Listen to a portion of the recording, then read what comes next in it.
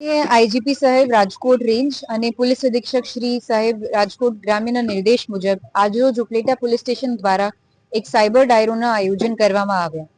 જેમાં ઉપલેટાના લોકોને ભાગ લીધો. આ સાયબર ડાયરામાં ગુજરાતમાં વધતા સાયબર ક્રાઇમ અને એના અટકાવવા માટે શું શું કરી શકીએ આ લોકો દ્વારા ડિસ્કસ કરવામાં આવ્યું છે, જેમાં ઉપલેટા પોલીસ સ્ટેશનની સાયબર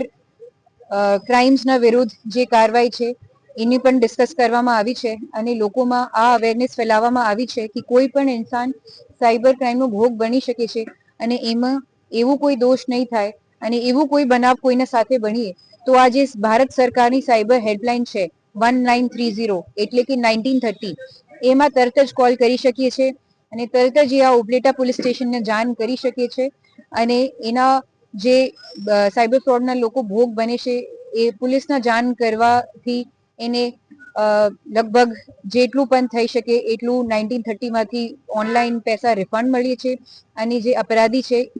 એના સુધી પણ પોલીસ પહોંચે છે.